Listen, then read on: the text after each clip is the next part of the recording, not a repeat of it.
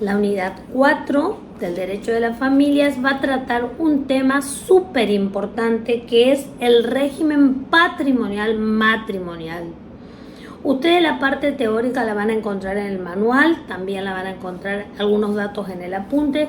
Yo me voy a referir puntualmente a lo que la cátedra considera el nudo de esta unidad.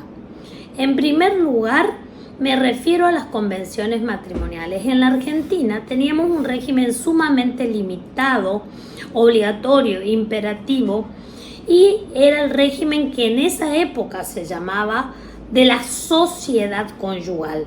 Desde el 2015 tenemos dos posibilidades. Una de ellas es el régimen de la comunidad y otra el régimen de la separación de bienes. Son esencialmente distintos y la opción de elegir por el de la comunidad es realmente la base, o sea, no es una opción en realidad, sino que en caso de no elección se considera que quien contrajo matrimonio lo hizo con el régimen de la comunidad, siendo que para optar por el régimen de la separación, si lo queremos hacer desde el inicio del matrimonio, tendremos que recurrir a las convenciones matrimoniales. ¿Qué son las convenciones matrimoniales? Acuerdos prenupciales que se van a plasmar al momento de casarse, donde se elige el régimen de separación, donde también se pueden hacer inventario de bienes y avalúos que uno trae al matrimonio.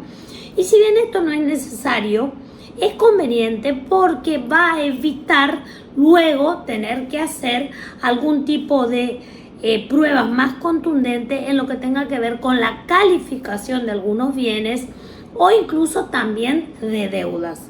Si las convenciones matrimoniales están en el Código Civil como una posibilidad de ejercicio de la autonomía de la voluntad respecto a algunos temas al momento de contraer matrimonio. Luego, la gran diferencia entre el régimen de la comunidad y el régimen de la separación tiene que ver con que el régimen de la comunidad da una idea de que las personas que contraen matrimonio realizan todos los esfuerzos de manera conjunta. Por lo tanto, existe una comunidad y esa comunidad incluye las cuestiones patrimoniales, de manera tal que vamos a encontrarnos con que se generan bienes gananciales mientras esos esfuerzos están siendo compartidos. Esos esfuerzos compartidos no tienen que ver con el aporte económico que hacen unos y otros, sino que tienen una suposición de, al momento de tener que extinguir la comunidad, sea porque va a cambiarse al régimen de separación, o sea porque alguno falleció, o porque se separan, o porque se divorcian, esa comunidad se va a partir en partes iguales. Es muy importante entender que el régimen de la comunidad no solo tiene esos bienes gananciales y deudas en común que se van a tener en cuenta para formar la masa a partir en caso de tener que partirla y extinguir a la comunidad, tenemos que partirla, sino que también van a existir los llamados bienes propios, es decir, se reconoce que cada persona puede tener, además de los bienes adquiridos por ese esfuerzo compartido, bienes que han traído de antes del matrimonio o incluso que han recibido durante el matrimonio, pero de manera absolutamente unilateral, gratuita, por ejemplo, porque alguien les ha hecho una donación.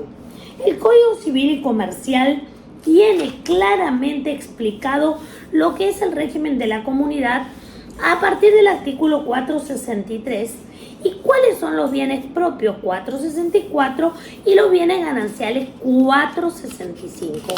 ¿Qué decimos? Es muy importante entender que la calificación de los bienes no se modifica, es decir, si un bien es propio, no se transforma luego en ganancial. Si yo recibí por donación un terreno y luego construí un quincho y una pileta en ese terreno, el terreno, con todo lo plantado y clavado, sigue siendo un bien propio, solo que al momento de partir, ese valor superior agregado a un bien propio va a dar lugar a un derecho que se llama derecho a la recompensa, que nosotros lo vamos a estudiar en esta materia. Para estudiar esto hay que estudiar precisamente la característica y cuáles bienes son propios y cuáles son gananciales.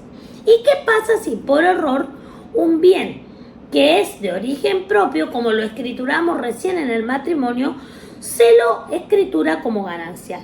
Se puede hacer una acción para revertir esa errónea calificación y esa acción se llama recalificar. La recalificación es cuando hay un error en la calificación, no es que cambió la calificación, sino que estaba mal. Entonces el artículo 466 nos da la posibilidad de readecuarlo. ¿Qué pasa con las deudas de los cónyuges? Bueno, las deudas van a ser pagadas con el dinero de la persona que la generó, o algunas de ellas, por supuesto, si son comunes, van a ser pagadas con ese dinero de la ganancialidad. ¿Quién administra los bienes en el régimen de la comunidad durante el matrimonio? De actualmente, por el Código Civil, que reconoce la igualdad de hombres y mujeres, la administración de esos bienes la van a realizar cada uno de los titulares registrales. Y si hay bienes que en realidad desean esos titulares que los administre el otro, nadie va a ingerirse en esa toma de decisiones. Pero es importante saber que los bienes van a ser administrados por el titular. Cuando nos vamos al régimen de la separación, ya no hablamos más de bienes propios y bienes gananciales, sino de bienes personales. Es decir, cada persona titulariza y dispone de los bienes que adquiere durante el régimen de separación. No se genera una masa común.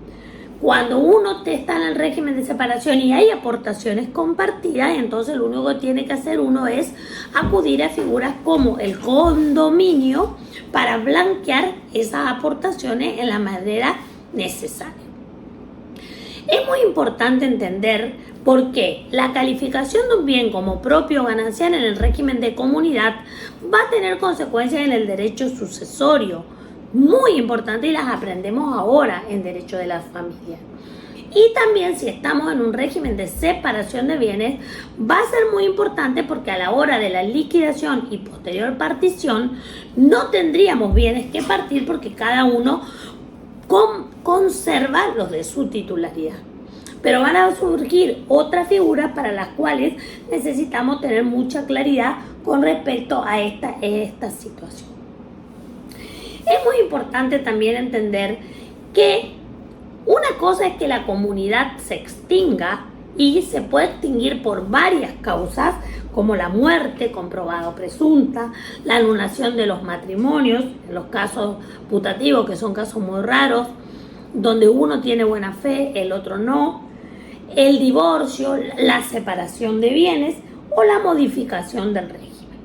Una cosa es extinguir. Esto extingue. ¿Cómo se extingue? Con una fecha de muerte, una fecha de declaración de ausencia, una fecha en que la sentencia de divorcio lo dice, o por el artículo 480 se va a extinguir cuando las partes dicen que se extinguió o cuando probaron que dejaron de vivir en común. Una vez que se extingue, ¿qué hay que hacer?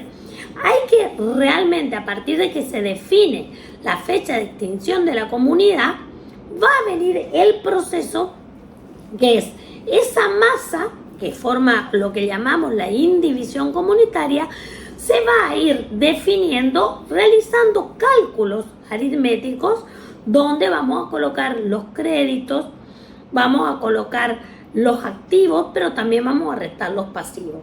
Y vamos a llegar así luego a la partición. Pero no hay que confundir extinción con partición.